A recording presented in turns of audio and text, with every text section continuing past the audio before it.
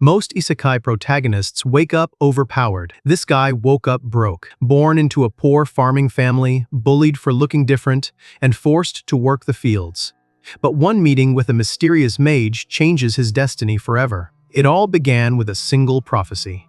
Somewhere in a war-torn land consumed by endless bloodshed, a mysterious cloaked boy calmly rode through a dark forest while chanting an ancient spell. Two exhausted soldiers tried to stop him, demanding that he clear the road, but the stranger ignored every warning. Losing his patience, one of the soldiers raised a glowing crossbow and prepared to kill him. Before the trigger could be pulled, the boy finished the spell. A massive pillar of blue lightning erupted into the stormy sky before crashing back down with overwhelming force.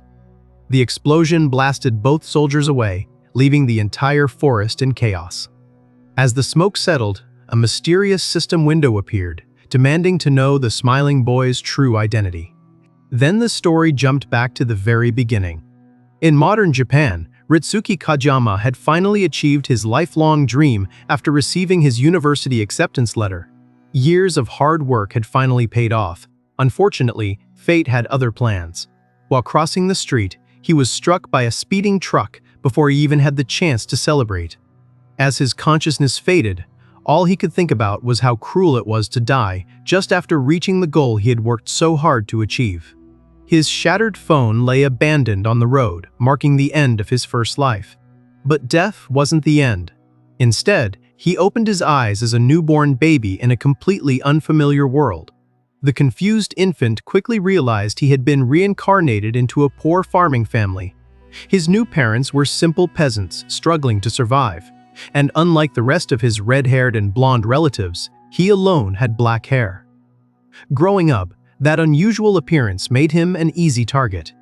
The village children constantly mocked him, calling him a black-haired crow and treating him like an outsider. Even after being given a second chance at life, he found himself trapped in crushing poverty with little hope of ever escaping it. While his parents and older brothers worked endlessly in the fields, he spent his days gathering food alongside his younger blonde sister. One evening, while staring into the campfire, he couldn't help but laugh at the irony. Out of every fantasy world he could have been reborn into, he had ended up as a poor farmer with no future. Then, something unexpected happened. A glowing blue window suddenly appeared before his eyes. The mysterious interface introduced him as Ian Raven before evaluating his abilities. For one brief moment, he thought his second life was finally about to change. Instead, the system delivered an incredibly disappointing assessment. The status window existed, but it offered no miracle. It didn't change the fact that his family was drowning in debt, or that he was destined to spend the rest of his life working the fields. Watching his exhausted parents struggle every day, the young boy slowly accepted that his future would probably end exactly where it had begun. Even so, he couldn't stop dreaming. If only someone gave him the opportunity, he believed he could become a knight, a scholar, an artist, or anything other than a farmer. As he quietly ate a roasted fish, his little sister stared at it with obvious hunger. Smiling warmly, he handed her the extra portion without hesitation, earning an excited thank you from the delighted girl. After finishing their meal, the siblings headed deeper into the forest to gather wild berries. Everything seemed peaceful until a loud rustling echoed through the trees. The atmosphere instantly changed. A massive shadow emerged from the bushes, and both children froze in terror. A gigantic bear with glowing crimson eyes burst from the forest and charged straight at them. Knowing there was no escape, the older brother instinctively shielded his little sister and prepared to die. Just as the monster's enormous claw came crashing down, another bolt of brilliant blue lightning descended from the heavens. The blast struck the beast head-on, sending the enormous predator flying before it collapsed lifelessly onto the forest floor. As the smoke cleared, the children's mysterious savior casually walked toward them. The woman adjusted her glasses and calmly remarked that she might have used a little too much power. She introduced herself as Eridus, a wandering mage traveling through the region, and politely asked whether they were currently inside the Feldenberg territory. The young boy could barely process what he was seeing. A real mage stood before him. In this world, mages were legendary figures whose magic could reshape battlefields and even determine the fate of entire kingdoms. They were among the most respected and feared people alive. That made one question impossible to ignore. Why would someone so important travel all the way to an isolated farming village? The answer completely stunned him. Eritis revealed that she had come here for one reason alone. She was searching for a black-haired boy. After confirming there were no others nearby, she smiled with satisfaction. Her long search had finally come to an end. Completely confused, the young boy pointed at himself, unable to understand why someone as powerful as a mage would be looking for him. Eritis explained that a mysterious hooded prophet had instructed her to find this specific child, claiming that accepting him as an apprentice would bring extraordinary fortune. Although the prophecy sounded bizarre, everything had led her directly to him, so she decided to trust it. Despite the terrifying display of magic she had shown earlier, the wandering mage turned out to be surprisingly kind. Gathering his courage, the boy finally asked the question that had been burning in his mind ever since she destroyed the monster. Could someone like him ever learn magic? With an encouraging smile, Eritis explained that magic wasn't reserved for nobles or royalty. Anyone with proper guidance and enough determination could learn it. For the first time since arriving in this world, genuine hope filled his heart. He immediately asked if even a poor farm boy could become a mage. The wandering sorceress simply smiled, gently patted his head, and assured him that he absolutely could. Then she extended her hand. Right there in the middle of the forest, Eritis offered to make him her apprentice, giving him the opportunity to leave behind his miserable life forever. The young boy stared at the outstretched hand, realizing that this single moment could change his destiny forever. Without a second of hesitation, he reached forward and accepted. With one handshake, the farm boy officially became the apprentice of a legendary mage, taking the first step toward an entirely new life. Arriving at his new home, Ian was greeted by a breathtaking windmill cottage standing atop a towering cliff wrapped in a sea of clouds. It looked less like a house and more like a place where legends were born. Inside, he eagerly sat at a study desk as his master, Eritis, placed an ancient spellbook before him. After receiving permission from both his parents and the local lord, his apprenticeship had officially begun. She made it clear that becoming a mage would demand everything he had. Without hesitation, the young apprentice promised to give it his absolute best. From that day onward, his life became nothing but study. Surrounded by ancient tomes, mysterious relics, and strange magical artifacts, he spent every waking hour absorbing knowledge. Book after book disappeared into his growing collection of memories as the system quietly tracked his progress. Eventually, a notification appeared. He had completely mastered the ancient language of the archmages. 7 exhausting years passed in the blink of an eye.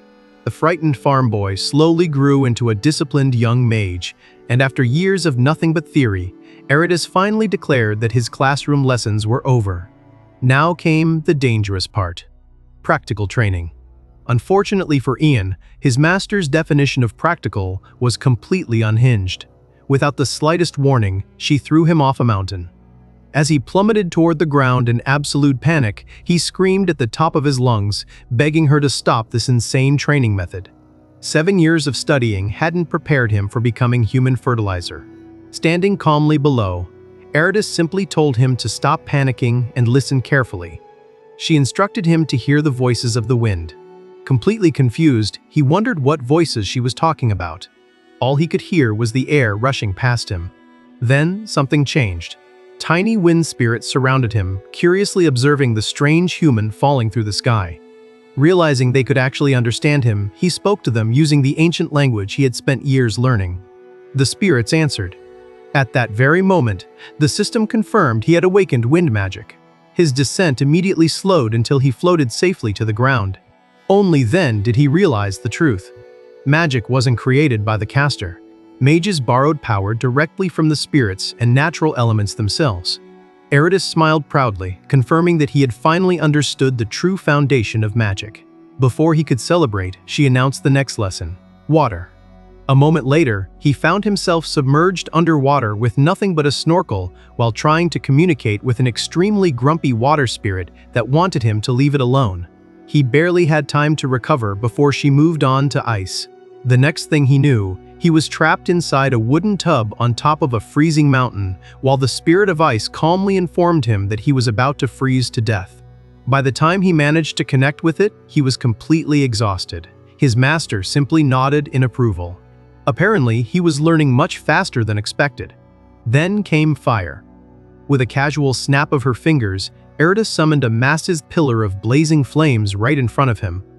The mischievous fire spirits immediately began wondering whether they should burn the newcomer alive. Ian nearly jumped out of his skin. Once he survived that ordeal, his training continued inside a dark underground cave for his final elemental lesson. Holding only a wooden stick, he assumed Earth would be his last challenge. Instead, the Earth spirits spoke in confusing riddles about the flow of the world, leaving him completely lost. Even his master began wondering if he simply lacked any talent for Earth magic.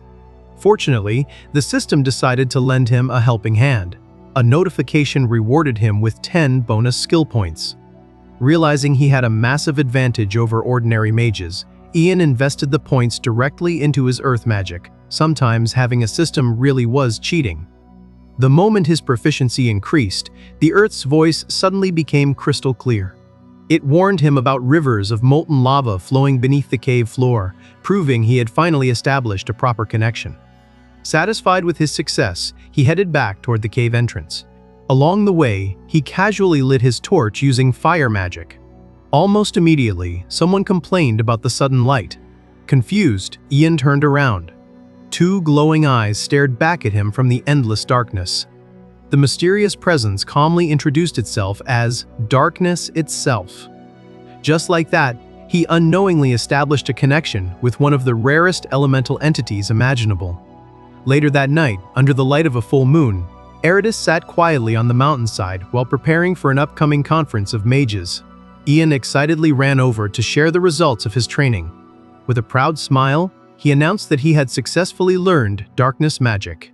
His master's expression froze. Out of every element, darkness was notoriously difficult to communicate with.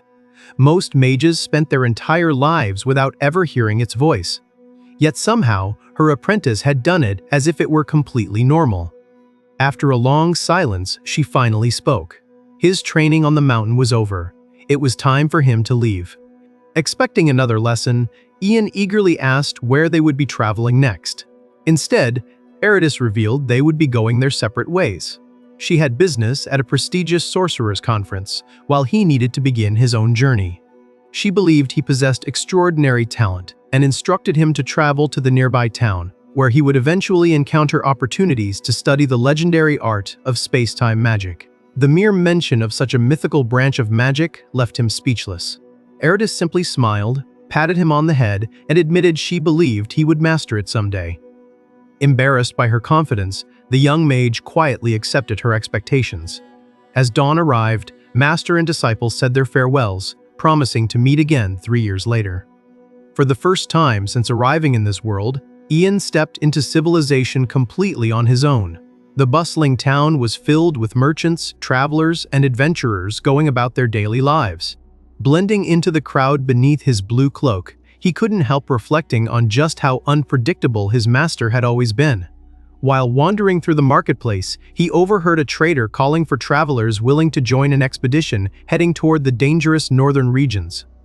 Seeing the perfect opportunity to begin his own adventure, the young mage decided to join the expedition. As night fell, the expedition made camp beneath a sky full of stars. Everyone gathered around a crackling campfire while sharing a simple meal. Keeping to himself, Ian quietly enjoyed a bowl of warm soup, hoping to avoid drawing any attention. That plan didn't last long. The merchant leading the caravan, Leek, struck up a friendly conversation and asked whether the young traveler had ever heard of the legendary dragon Molan. According to him, the massive mountain they were approaching was ruled by a colossal dragon whose existence had become the source of countless terrifying legends. The mere mention of the beast was enough to silence the campfire, as everyone remembered the stories surrounding the mountain. Curious about the quiet newcomer, Leek casually wrapped an arm around Ian's shoulder and asked about his profession. After sizing him up, he concluded there was no way this skinny traveler could survive a real fight. Embarrassed, Ian admitted that he was actually a mage. The answer instantly left the merchant speechless. Nearby, a mysterious hooded traveler silently listened to the conversation. Beneath the shadow of the hood, a pair of brilliant golden eyes shifted toward the young mage with obvious interest. The mercenaries around the fire, however, burst into laughter. To them, the idea that such an ordinary-looking young man could be a real wizard sounded ridiculous. They openly mocked him, comparing him to a harmless stray puppy rather than a powerful spellcaster. Afraid of accidentally offending someone who might actually possess magic, Leek desperately tried to smooth things over, awkwardly trying to satisfy both Ian and the laughing mercenaries at the same time. Watching the scene unfold, the young mage realized something surprising. People in this world viewed mages almost like mythical beings, yet these mercenaries clearly didn't believe someone as young as him could actually be one. Before he could respond, the hooded traveler quietly approached and sat beside him. Introducing herself as Kathy, she leaned over and offered some blunt advice. If he continued acting so modestly, people would keep looking down on him. The easiest way to earn everyone's respect was to demonstrate his strength. Her confidence caught Ian completely off guard. He admitted she wasn't wrong and wondered how she had managed to see through his calm exterior so easily. Meanwhile, one of the mercenaries finished eating and casually began cleaning his bowl. Unfortunately, his idea of cleaning was absolutely horrifying. The man spat directly into the bowl before wiping it with a dirty leaf.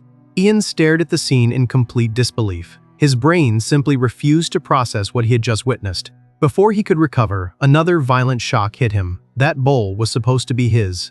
His expression instantly darkened. The unfortunate mercenary looked up just in time to find an extremely angry mage staring directly at him. Terrified by the overwhelming pressure radiating from Ian, the man immediately dropped to his knees and begged for forgiveness. Trying to defend himself, he insisted he was simply polishing the bowl. Completely dumbfounded, Ian shouted at him to use water instead. The mercenary looked genuinely confused. According to him, river water was filthy. It contained mud, parasites, and countless invisible dangers. Saliva, on the other hand, was cleaner. For several long seconds, Ian's brain completely shut down. The horrifying reality of medieval hygiene crashed into him like a truck. As the mercenary wandered away, still confused about why the young mage was so obsessed with water, Ian finally reached his limit. Without another word, he began chanting an ancient spell. A towering pillar of blazing fire erupted into the night sky. The overwhelming burst of magical power instantly silenced the entire campsite. Every mercenary stumbled backward in terror. Even Kathy watched in stunned silence as the calm young traveler unleashed enough magical power to remind everyone exactly why mages were feared across the continent. With a cold glare, Ian gave a simple order: "Go fetch clean water." The terrified mercenaries didn't argue for even a second. They scrambled out of the camp as fast as they could, while the furious mage continued lecturing them about basic hygiene. Peace eventually returned to the campsite. Far away in the darkness of the forest, however, a far more dangerous situation was unfolding. A group of armored soldiers was tracking Kathy's footprints through the woods. Among them was a particularly unsettling man who secretly planned to capture the young woman for himself. Before they could reach her, they discovered someone else already had. A group of masked assassins had surrounded Kathy. The soldiers called out, demanding to know who they were. The assassins answered with steel. One masked killer instantly drove a blade through a soldier, igniting a brutal battle. Treating the soldiers as little more than obstacles, the assassins quickly overwhelmed them. While hanging upside down in captivity, Kathy refused to surrender.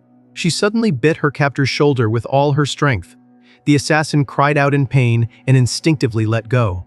She hit the ground, rolled away before anyone could grab her again, and immediately sprinted into the forest. Enraged, the leader of the assassins ordered his men to hunt her down before she could escape. Meanwhile, completely unaware of the chaos unfolding nearby, Ian slept peacefully inside his tent. Well, almost peacefully. Even in his dreams, he was still mentally scarred by those spit-cleaned dishes. His nightmare was suddenly interrupted as glowing nature spirits rushed into the tent.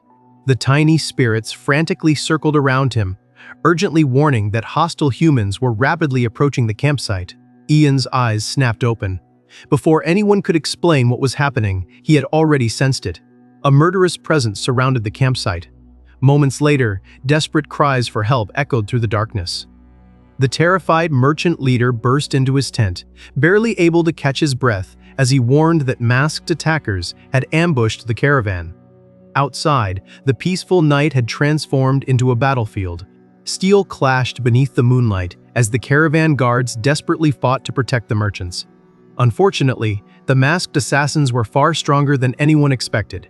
They cut through the defenders with ruthless efficiency, leaving bodies scattered across the forest floor.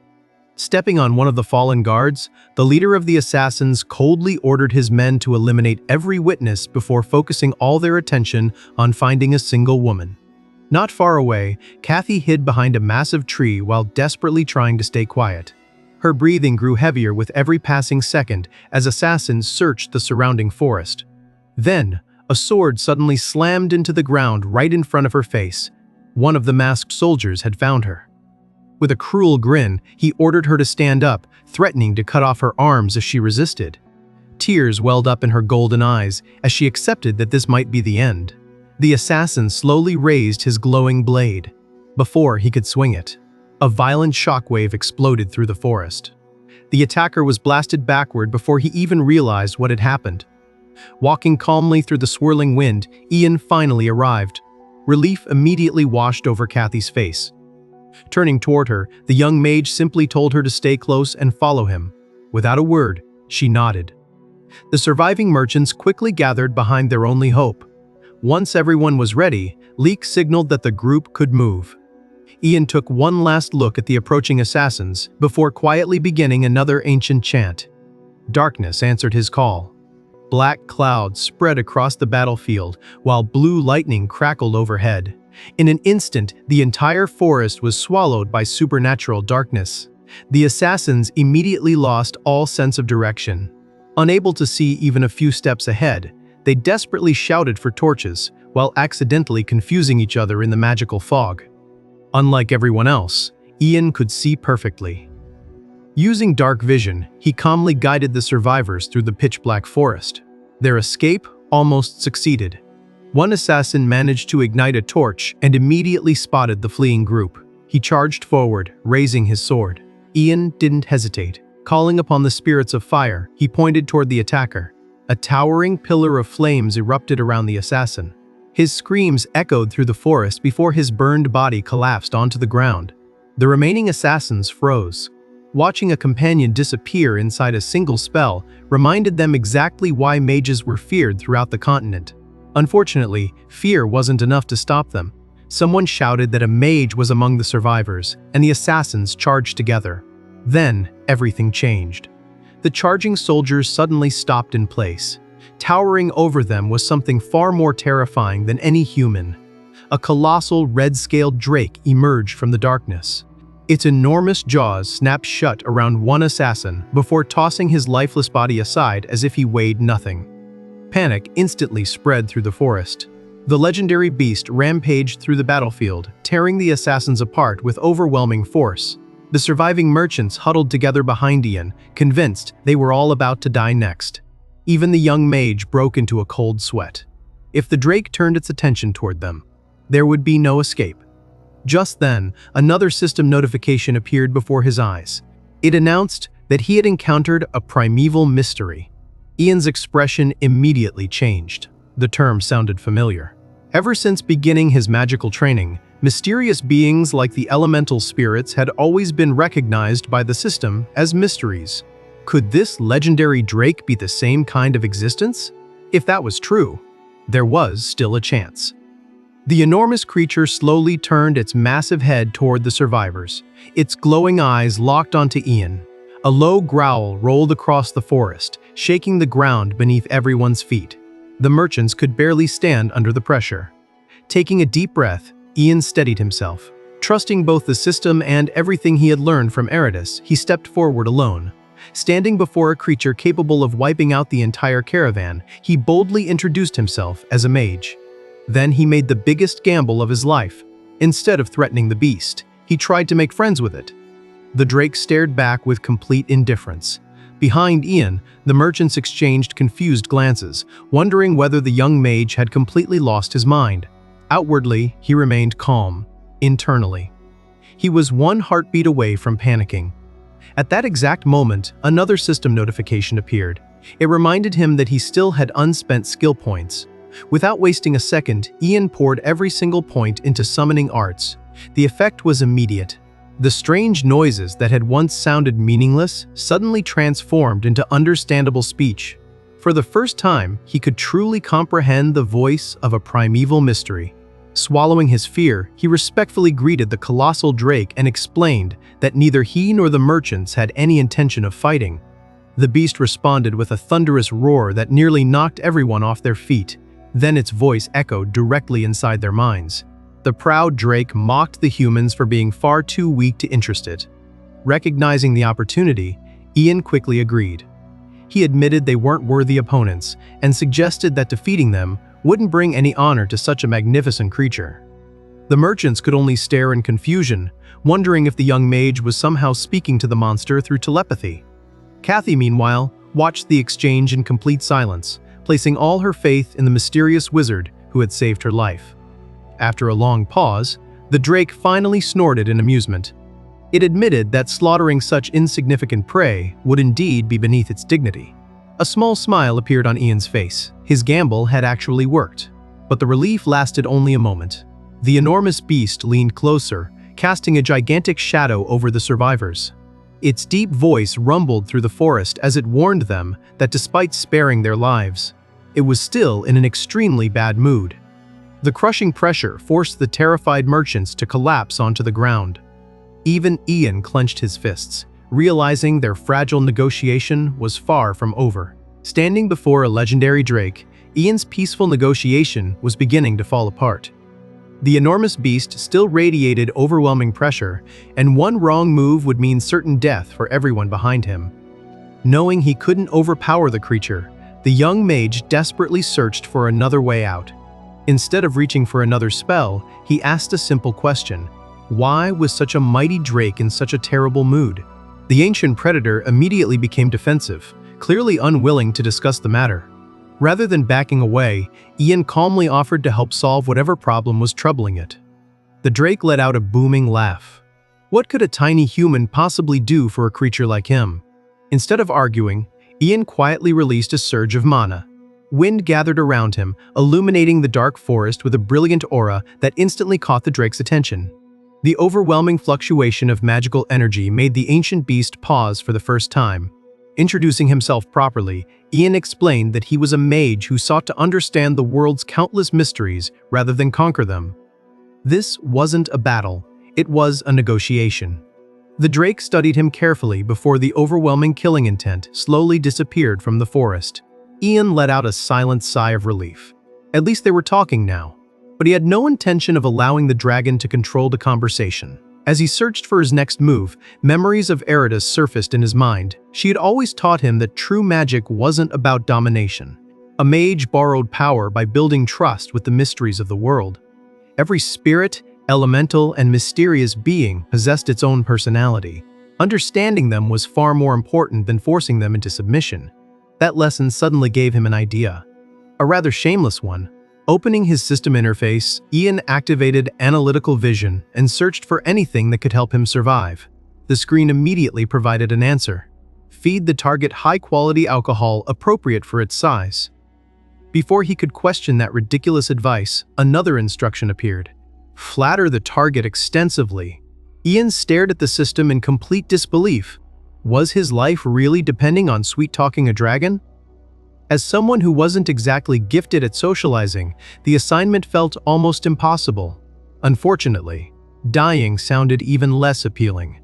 Taking a deep breath, he respectfully asked the drake if he could present a special gift. The enormous beast, now mildly curious, allowed him to continue. Ian immediately called Leek over. The terrified merchant hurried forward and unloaded several crates filled with bottles of premium liquor the caravan had been transporting.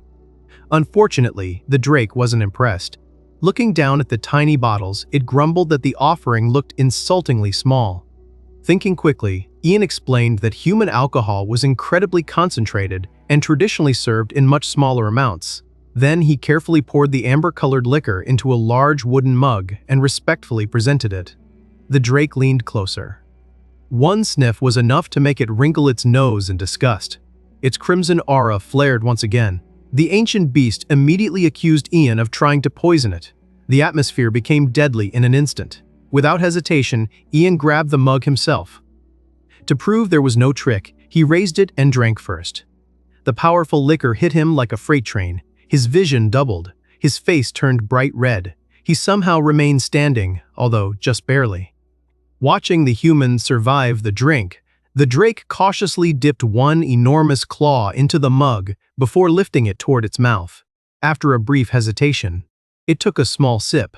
Every merchant silently prayed. Their lives depended entirely on the dragon's opinion of human alcohol. The ancient beast swallowed, then paused. Finally, a faint warmth spread across its face. It casually claimed the drink was only average.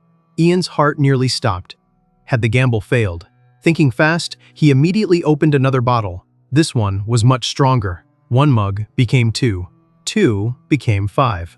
Before long, the legendary drake was happily drinking barrel after barrel beneath the moonlight, while chatting with the tiny human who had somehow become its drinking partner. Its cheeks gradually turned bright red as it loudly praised the quality of human liquor. Ian finally relaxed.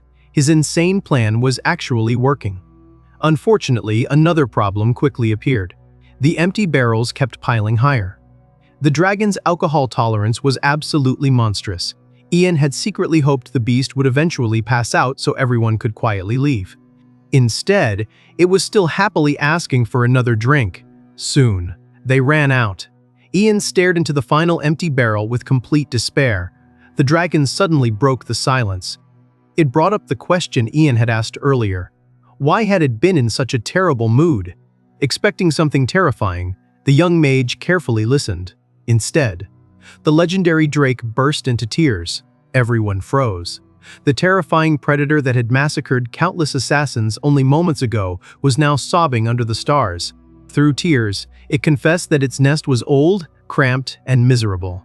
Then it spoke about the dragon it loved, its beloved pink dragon. The ancient beast explained how deeply it had cared for her and how others constantly mocked their relationship. Eventually, its own insecurities overwhelmed it. Believing she deserved someone better, the drake ended the relationship itself. The moment it recalled that decision, it let out a heartbroken roar that shook the entire forest. Several merchants immediately fainted from the sheer volume. Watching the enormous dragon cry over a breakup was the last thing Ian expected tonight. For a brief moment, he almost forgot this was one of the strongest creatures on the continent. Underneath all that overwhelming power, it was simply a heartbroken man, or heartbroken dragon. Then a brilliant idea crossed Ian's mind. Stepping forward, he confidently called out to the enormous beast. The drake looked down in surprise. With complete confidence, Ian offered to rebuild its ruined nest. The ancient dragon froze. Tears streamed down its face once again, but this time they were tears of surprise. A sly smile slowly appeared on the young mage's face. Now that he finally had the dragon's attention, it was time to ask for something in return. Morning finally arrived, bringing an end to the terrifying night that had nearly claimed everyone's lives.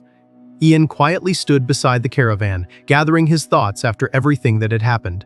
Not far away, Leek was still fast asleep, smiling blissfully in the middle of a pleasant dream. The young mage walked over, stared at the snoring merchant for a few seconds, then completely lost his patience. With an icy glare, he warned that if the old man didn't wake up immediately, he was going to start pulling off fingers one by one. That threat worked instantly. Leek shot upright in complete panic, screaming loud enough to wake everyone nearby. The sudden movement sent both him and Kathy tumbling out of the wagon and onto the grass. Still rubbing their aching heads, the pair slowly realized something unbelievable. Ian had dragged the entire wagon to safety by himself, while everyone else had been unconscious. The exhausted mage couldn't even be bothered to hide his irritation anymore. After hauling an entire cart full of unconscious adults across the forest, he felt they owed him at least a little appreciation. Kathy quickly looked around before nervously asking the question everyone was thinking. Had the dragon gone home? Ian calmly shook his head. The drake was still nearby. The merchants immediately clung to each other in terror, convinced they were moments away from becoming breakfast. Fortunately, Ian explained that he had successfully negotiated an agreement with the dragon. No one would be harmed. Kathy stared at him in complete disbelief. Negotiating with a legendary drake sounded impossible. The merchants, on the other hand, reacted very differently. They practically worshipped him. According to them, the young mage had accomplished something no ordinary human could ever dream of. Ian could only sigh as their admiration became more exaggerated by the second. His mind briefly wandered back to the previous night's negotiation, when he had offered to rebuild the dragon's nest in exchange for everyone's safety. To the merchants, however, the story had somehow transformed into a heroic legend, where Ian had completely dominated a legendary drake through sheer confidence alone. They dramatically declared their eternal loyalty to their savior, nearly bringing him second-hand embarrassment. Wanting the awkward celebration to end as quickly as possible, Ian ordered everyone to prepare for departure. The merchants immediately saluted in perfect unison. Meanwhile, Kathy suggested checking on the remaining mercenaries. Before anyone could question her, she quietly slipped away into the forest, leaving Ian with the feeling that she was hiding far more than she was willing to reveal. With the caravan safe for the moment, the young mage headed toward the dragon's cave to fulfill his side of the agreement. Stepping inside, he was once again reminded just how enormous the drake truly was. The beast immediately warned him that there was no backing out now. Their deal still stood. Completely exhausted after everything that had happened, Ian looked around the cramped cave and began thinking about how he could improve it. There was only one solution: earth magic. Closing his eyes, he called upon the primordial spirit of earth. A gigantic golden spirit appeared before him. Unfortunately, it wasn't interested in helping. Despite Ian's polite request, the spirit immediately refused before disappearing. With an awkward expression, he returned to the waiting dragon and admitted that the earth spirit had rejected him. He even warned that forcing another request would probably make the spirit angry. To his surprise, the drake simply nodded. Instead of becoming furious, the ancient beast thanked Ian for genuinely trying. The dragon's gentle response caught him completely off guard. For someone who had looked so terrifying the previous night, the legendary creature possessed an unexpectedly kind heart. After a brief silence, the drake finally introduced himself. His name was Drake Longtail. Ian smiled and introduced himself properly as Ian Meredith Raven. The enormous dragon extended one massive claw. He wanted to become friends. Without hesitation, Ian reached out and shook it. The moment their hands met, a system notification appeared before him. He had successfully formed a bond with the legendary drake. As proof of their friendship, he unlocked a powerful summoning skill that would allow him to call upon Drake whenever he needed assistance. Although it was an extraordinary reward, Ian couldn't help feeling guilty. He still hadn't fulfilled his promise. Seeing his new friend's disappointment, Drake decided to offer something in return. With a proud grin, the dragon revealed a mountain of treasure hidden inside the cave and invited Ian to take anything he wanted. The glittering gems instantly reminded him of one of Eridus's lessons. Dragons instinctively collected precious treasures. More importantly, powerful spirits also loved valuable offerings. Holding one enormous gemstone, Ian suddenly came up with a new plan. After asking Drake for permission, he began drawing an enormous magic circle across the cave floor. The dragon watched with complete confusion but chose to trust his new friend. Placing the giant gemstone at the center of the circle, Ian activated the spell. Moments later, the primordial earth spirit appeared once again. At first, she looked annoyed by being summoned a second time. Then she noticed the gemstone. Her entire attitude changed. After happily accepting the magnificent gift, she agreed to Ian's request without another complaint. Ancient earth magic erupted throughout the cavern. The ground trembled violently. Massive walls shifted. The rocky ceilings split apart as sunlight poured into the once dark cave. Stone pillars rose from the earth while the entire nest expanded into a magnificent sanctuary open to the sky. Fresh air rushed through the cavern as birds circled overhead. The gloomy cave had been transformed into a breathtaking home worthy of a legendary dragon. Drake stood frozen. His enormous golden eyes stared at the new sanctuary in complete disbelief. He could hardly believe this beautiful place was now his home. Completely overwhelmed, the giant dragon admired the warm sunlight, the fresh breeze, and the pleasant scent filling the air. With childlike excitement, he even asked whether the wonderful smell was part of Ian's magic. The young mage immediately shut that idea down. No, that's just fresh air. The answer didn't matter. Overcome with emotion, the enormous dragon wrapped Ian in an incredibly enthusiastic hug. Laughing through tears, Drake declared that he could finally invite his beloved back to this beautiful nest and one day raise a family together. Unfortunately, dragon hugs were not designed for humans. Ian was nearly crushed on the spot. By the time the dragon finally let go, every ounce of strength had left his body. His vision blurred, his legs gave out beneath him. Then he coughed. Blood splattered onto the stone floor. The enormous amount of mana required to reshape the entire cave had pushed his body far beyond its limits. Drake's joyful expression instantly disappeared. Panicking, the giant dragon desperately called Ian's name and rushed toward him. But it was already too late. The young mage's consciousness faded. Unable to withstand the backlash of the powerful spell, Ian collapsed unconscious onto the stone floor, while his new friend watched in helpless panic. As Ian collapsed from magical exhaustion, Drake's entire world came crashing down. The legendary dragon carefully cradled his unconscious friend and desperately begged him to stay alive. Drake suddenly sensed someone entering the cave. The fearless girl had charged in without hesitation, right up until she found herself staring directly into the eyes of a legendary Drake. She froze. The dragon stared back. Drake tightened his grip around the unconscious mage, clearly making it known that nobody was touching his human friend. Panicking, Kathy immediately threw both hands into the air. She hurriedly explained that she wasn't an enemy and begged the dragon not to eat her. Then, in an almost comically desperate gesture, she pointed toward Ian and insisted that she was his friend. The enormous Drake tilted his head. Friend. After studying her for a moment, the dragon's hostility slowly faded. Satisfied with the explanation, he allowed her to remain. Meanwhile, Ian continued sleeping through the entire encounter, completely unaware that two people were arguing over him. Sometime later, he finally regained consciousness. Still half asleep, his first instinct was to reach for the smartphone that no longer existed. Instead, his hand grabbed something unexpectedly soft and warm. Without opening his eyes, he absent-mindedly squeezed it. For a brief moment, he wondered whether his phone had somehow transformed into an incredibly squishy stress toy. Then a familiar voice quietly asked if he was finally awake. Ian's eyes shot open. His face instantly turned bright red. He realized his head had been resting comfortably on Kathy's lap, and the hand he had been squeezing belonged to her. He immediately scrambled backward in embarrassment while trying to pretend none of that had happened.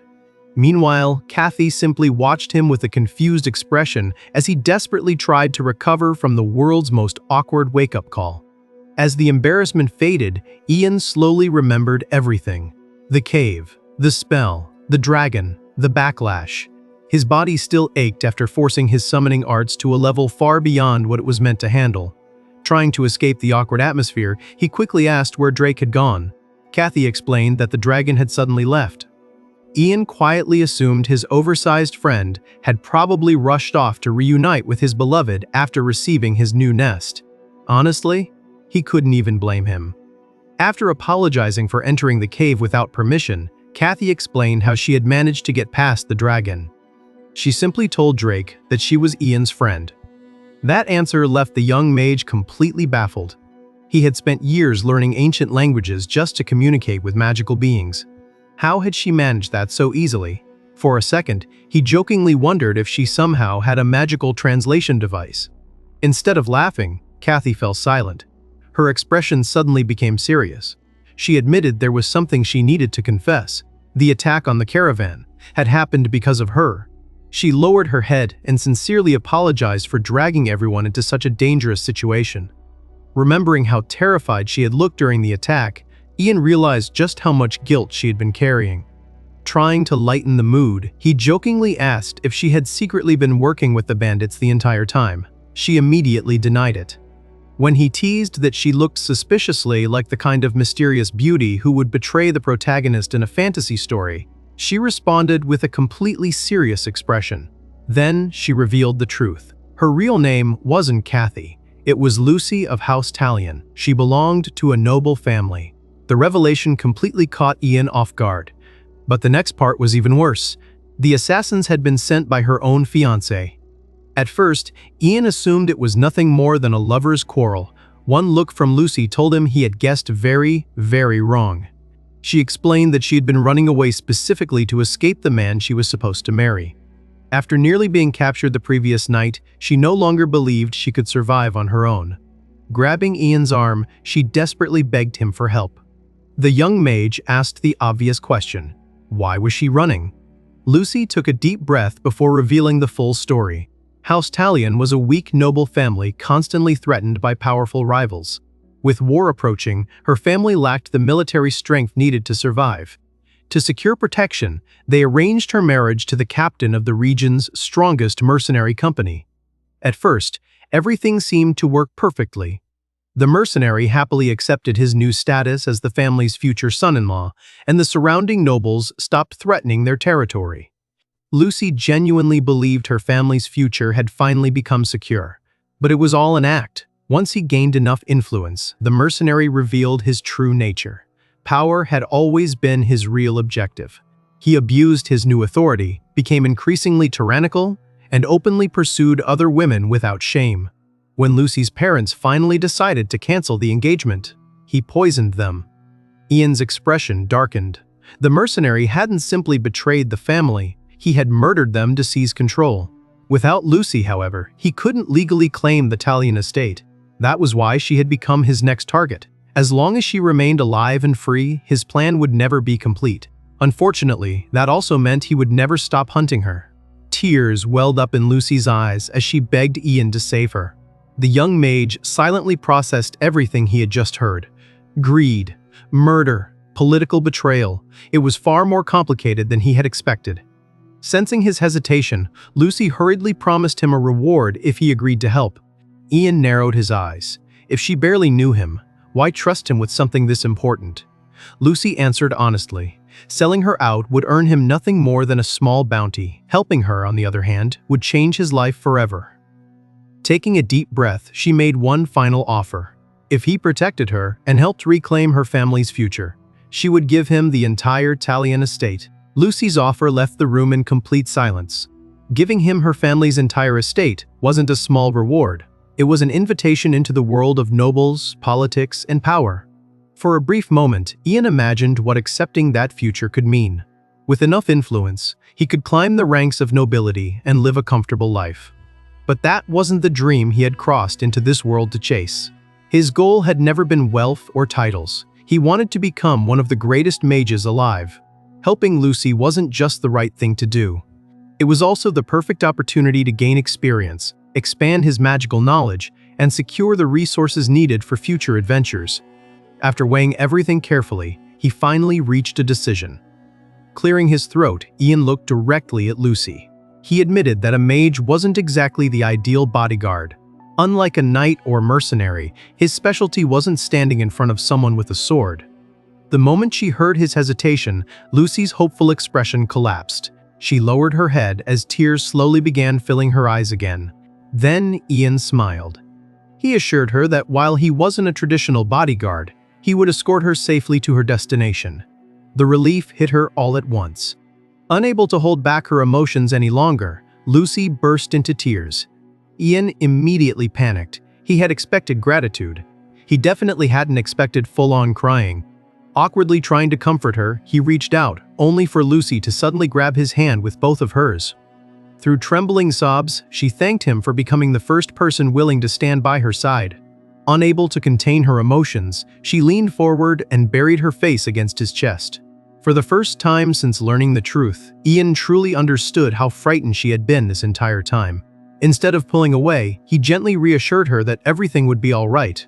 Their alliance was finally sealed. The following morning, sunlight poured over the newly renovated dragon's nest. Outside, Drake was enjoying the weather in the most unexpected way imaginable. The enormous dragon was relaxing like someone on vacation, comfortably lounging under the sun and looking completely satisfied with his brand new home. When Ian and Lucy stepped outside, Drake immediately greeted them with excitement and happily asked whether his human friend had fully recovered. Ian couldn't help smiling at how cheerful the legendary beast had become after receiving his dream nest. After thanking Ian once again for everything he had done, Drake lowered himself and invited both travelers onto his back. Lucy hesitated. Riding a dragon wasn't exactly on her list of normal transportation methods. Meanwhile, Ian casually walked over and patted the enormous beast as if greeting an old friend.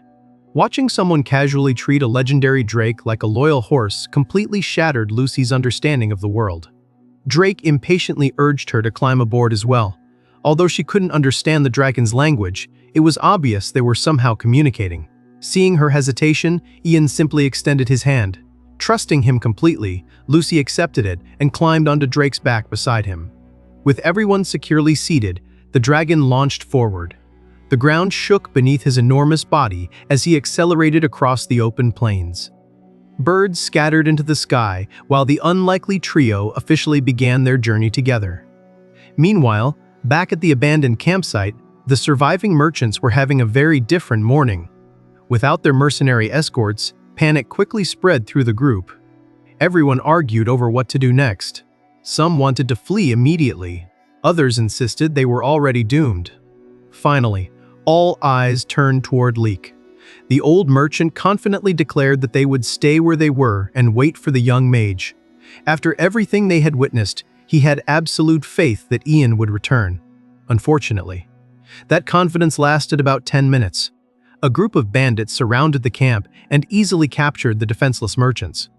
The bruised travelers were tied up while the eye-patch-wearing bandit leader demanded they hand over every valuable they possessed. Then he asked about someone specific. He wasn't interested in gold. He wanted the young noblewoman traveling with them. Describing a beautiful blue-haired girl, he demanded to know where she was hiding. The merchants immediately realized he was talking about Lucy. When the bandits searched the campsite and found no sign of her, the leader's expression darkened. She had escaped. The frightened merchants could only beg for mercy as the bandits prepared to continue their search. Then the entire forest began to tremble. A deafening rumble echoed through the trees. The captured merchants looked up with tears of relief. Their savior had arrived. The bandit leader slowly turned toward the sound. His confidence vanished the instant he saw what was approaching. A colossal drake burst into the clearing with Ian and Lucy riding proudly on its back. The bandits froze. Even the leader couldn't hide his shock. One of his men pointed at Lucy in complete disbelief, while another stared at the legendary dragon towering above them. Drake lowered his massive head and fixed the intruders with a terrifying crimson glare. That was all it took. The bandit leader immediately abandoned every thought of fighting. With panic written across his face, he shouted a single order: retreat. Once everyone had calmed down, Leek let out a huge sigh of relief. He thanked Ian for rescuing Lucy and protecting the caravan from yet another deadly attack.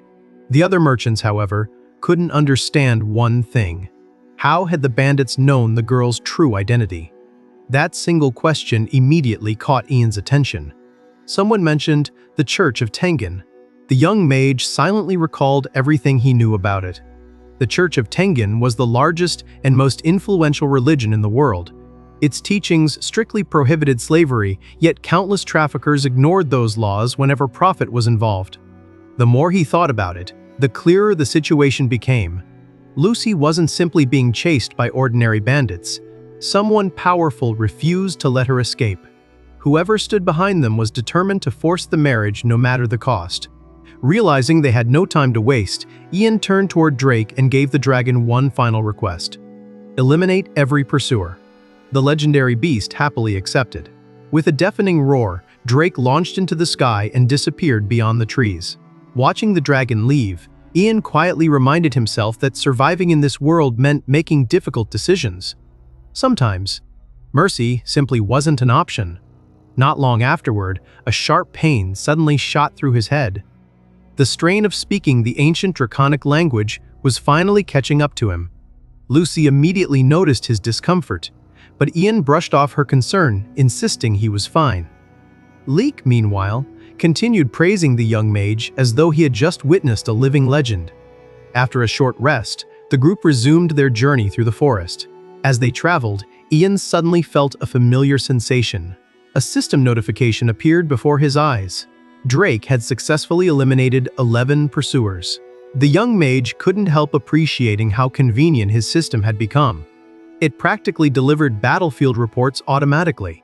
Far away, the dragon unleashed one final wave of flames, wiping out the remaining enemies before returning to his mountain. Although they were parting ways, Ian silently thanked his oversized friend for everything. The drake had become far more than a summoned creature. He had become a true friend. Before leaving, Drake shared one final piece of information. According to rumors, an ice phoenix lived deep within the northern mountains. Unlike ordinary magical beasts, the legendary phoenix could adapt to its surroundings, changing its elemental nature depending on where it lived. A creature capable of resurrection. And, perhaps, a future summon. The thought alone filled Ian with excitement. Not long afterward, the caravan finally arrived at Riverville, a lively seaside town filled with merchants, travelers, and bustling markets. As Ian admired the unfamiliar scenery, Leek approached with another invitation. The merchant wanted to introduce him to the local lord as thanks for saving everyone. Ian politely declined. Getting involved with local nobles sounded like more trouble than it was worth. While the conversation continued, another merchant kindly offered Lucy a place to stay. She immediately found herself in an awkward position. Before she could think of an excuse, Ian casually wrapped an arm around her shoulders. He calmly explained that they were traveling together and already had accommodations arranged. The merchants froze.